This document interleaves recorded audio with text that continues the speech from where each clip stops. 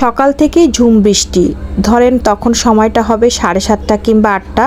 আমার বৃষ্টি হলে বেশ ভালোই লাগে, আবার মনটা কেমন যেন উদাসীনও লাগে। কিন্তু আজকের বৃষ্টিটা খুব বেশি টেনশন এনে দিচ্ছে, কেন জানেন? কারণ আমার বরমশাই বাড়িতে, সেখান থেকে আজকে ঢাকায় ফিরবে, তো সেই অপেক্ষাতেই আছি। আর এপাশে ঢাকাতে প্রচুর বৃষ্টি, ঠিকঠাক মতো বাসায় ফিরতে পারবে তো? কোনো ঝামেলা হবে না তো? কারণ রাস্তাঘাটে বৃষ্টি হলে যে বাইরে থাকে সেই একমাত্র বোঝে এর যন্ত্রণাটা কি। সেই সাথে বাড়ি থেকে আসা মানে অনেকগুলা ল্যাগেজ হবে, যে যতটুকু পার দিতেই থাকবে। এটা আমি খুব অন্তত ভালো করেই জানি। তাছাড়া ঢাকা থেকে কেউ বাড়িতে খুবই কম যাওয়া হয়, আর ওইভাবে লোকজনও নাই যে কেউ আসছে যাচ্ছে। অনেকের ক্ষেত্রে কিন্তু এমনটা হয়, অনেক আত্মীয় স্বজন থাকে, কেউ যাচ্ছে, কেউ পড়াশোনা করছে, কেউ বা কোনো কাজে ঢাকায় আসছে। আসলে আমাদের এরকম কেউই নাই, যখনই না আমরা যাব তখনই আনতে পারবো। তাছাড়া ওর বাবা যদি কোনো প্রয়োজনে বাড়িতে যায় তখনই পাঠিয়ে দিতে পারবে। তো দেখা যাক, ওর বাবা ফাইনালি চলে এসে দুপুর 1:30 থেকে 2টার মধ্যে। আর দেখেন ব্যাগ ভর্তি করে কত কত জিনিস নিয়ে চলে এসেছে। আমি তো গেট থেকে নিয়ে এসেছি, কারণ ওর বাবা এত কিছু নিয়ে উপরে ওঠা কোনোভাবেই সম্ভব না। আর যেগুলো আমি বের করছি এগুলো আমার মা পাঠিয়ে। এর মধ্যে আছে আমাদের গাছের সমস্ত কিছু, যেমন কাগজি লেবু, আমি যেহেতু কাগজি লেবু অনেক বেশি পছন্দ করি, সাথে কচুলতি কেটে দিয়েছেন। তারপর চাল কুমড়া শাক, জাম্বুরা, আরো যে কত কিছু পাঠিয়েছেন সেটাও আমি এক এক করে দেখাবো। আর এটা হলো শাশুড়ি মা পাঠিয়েছেন, উনি হচ্ছে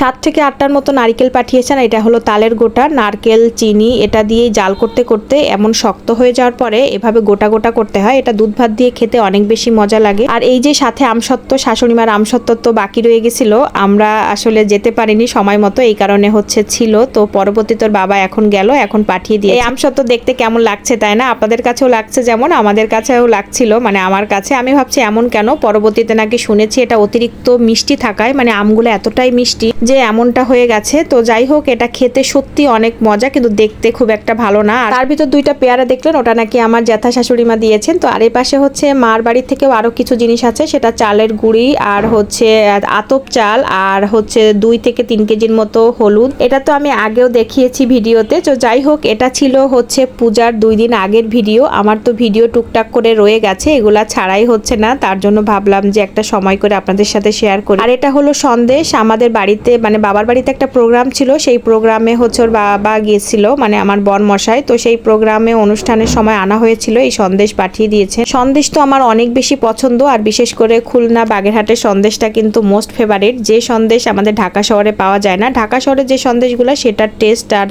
বাড়ির দিকের সন্দেশের টেস্টটা কিন্তু অনেক আলাদা। তো আমিও খেয়ে নিচ্ছি। আর আজকে না একটা বড় টিপ পরেছিলাম, তো ভাবলাম আপনাদের সাথে ফ্রন্ট ক্যামেরা একটু দেখাই। তো আমার বড় টিপ খুব একটা পরা হয় না, তো সবাই মিলে আমরা একটু একটু করে সন্দেশ খেয়ে পেটটাকে ঠান্ডা করে নিচ্ছি। আর এখন ওর যেহেতু বাবা আসছে, ছেলে মেয়েরাও অনেক হ্যাপি। তো আজকের ভিডিওটি এই পর্যন্ত, ভালো থাকবেন সবাই, টাটা।